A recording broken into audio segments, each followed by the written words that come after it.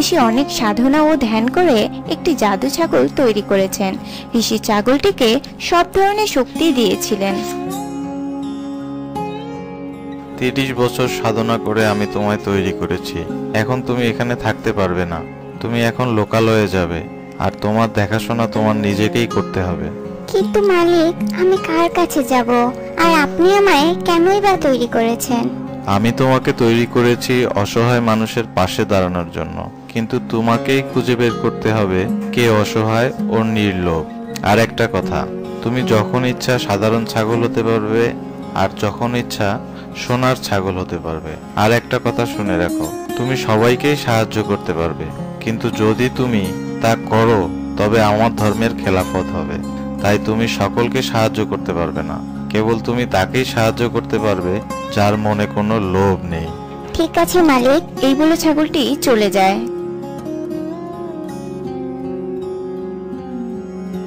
ছাগল হাঁটতে হাঁটতে গ্রামে চলে আসে। আমি কাকে সাহায্য করব? কোথায় থাকবো? এই বলে ছাগল পুরো গ্রাম ঘুরে বেড়ায়, কিন্তু তেমন কাউকেই পায় না। হঠাৎই ছাগল এক মোটা মতো লোককে দেখতে পায়। এ তো অনেক শক্তিশালী।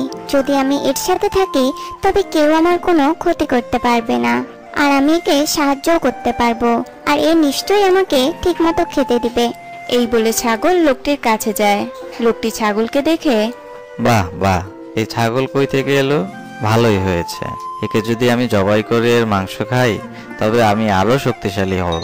এই কথা শুনে ছাগলটি পালাতে থাকে, আর লোকটিও ছাগলটির পেছনে ধাওয়া করতে শুরু করে। হে ভগবান, এ কার কাছে এসেছিলাম? এ তো আমাকেই মারতে যাচ্ছে। এই বলে ছাগলটি সেখান থেকে পালিয়ে যায়, আর পুরো গ্রাম ঘুরে হঠাৎ সে এক মোড়লকে দেখতে পায়।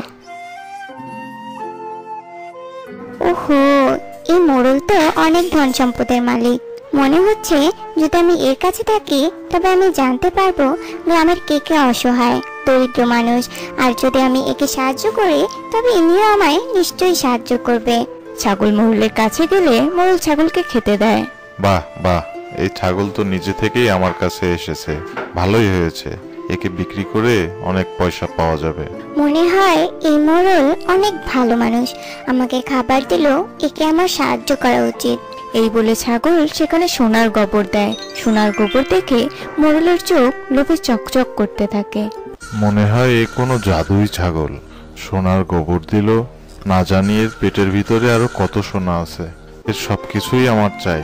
এইসব বলে মোড়ল ছাগলকে ধরতে যায়, কিন্তু ছাগল সেখান থেকে পালিয়ে যায়।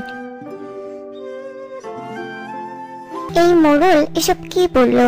এই মোড়ল ভালো মানুষ নয়। এই বলে ছাগল সেখান থেকে পালিয়ে যায়। ওই গ্রামেই অনল নামে এক ফল বিক্রেতা ছিল। সে ঠেলায় করে গ্রামে গ্রামে ফল বিক্রি করত, কিন্তু অনল ছিল খুব কালো, তাই তার দোকানের ফল কেউ কিনতো না। সবাই অনলকে দূর দূর করে তাড়িয়ে দিত। অনল লোকের কথায় পাত্তা দিত না। হঠাৎই অনল তার সামনে একটি ছাগল দেখতে পায়। কি হয়েছে তোমার? এভাবে হাঁপাচ্ছ যে? খিদে পেয়েছে তোমার? ফল খাবে বুঝি? অনলের কথা শুনে ছাগল অনেক অবাক হয়ে যায়। এই গ্রামের সকলেই আমাকে খেতে চাইতো, আমায় বিক্রি করতে চাইতো, কিন্তু তুমি আমায় সেসব না বলে আমার কি লাগবে সেটা বললে। আমি তোমার সাথে কিছুদিন থাকতে চাই। তোমার যতদিন ইচ্ছা তুমি আমার সাথে থাকতে পারো, আর তাছাড়া আমার এই দুনিয়াতে কেউ নেই। তুমি আমার সাথে থাকলে আমার ভালোই লাগবে।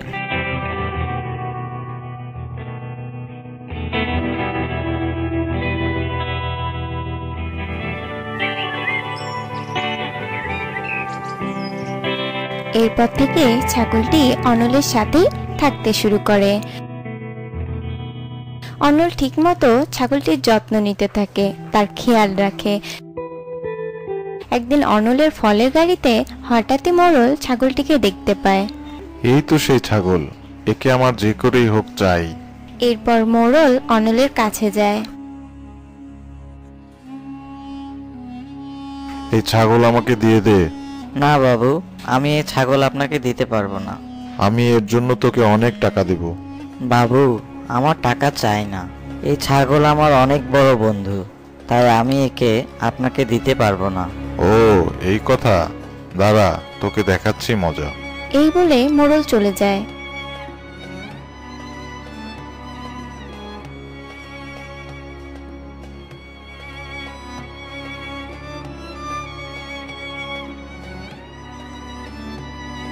আর পরের দিন মিথ্যে বলে যে অনল তার কাছে অনেক টাকা ঋণ নিয়েছিল, কিন্তু তা এখনো পরিশোধ করেনি।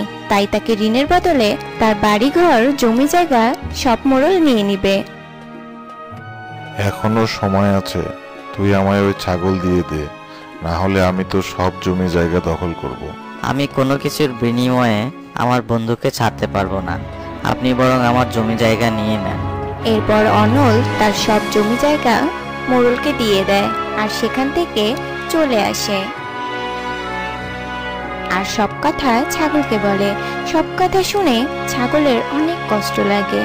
বন্ধুত্বকে তুমি যে মর্যাদা দিয়েছো এতে আমি অনেক খুশি হয়েছি, তাই আমি তোমাকে সাহায্য করতে চাই। এরপর ছাগল অনেক বড় হতে থাকে আর অনেক অনেক সোনা দিতে থাকে আর জাদু দিয়ে তাকে সুন্দর এক বাড়ি বানিয়ে দেয়। আজ থেকে আমরা দুজন একসাথে খুশি খুশি থাকবো। তো বন্ধুরা, আজ এ পর্যন্তই। আবার দেখা হবে অন্য কোনো দিন, অন্য কোনো সময়, অন্য এক মজার গল্প নিয়ে। সে পর্যন্ত তোমরা ভালো থেকো, সুস্থ থেকো। ধন্যবাদ।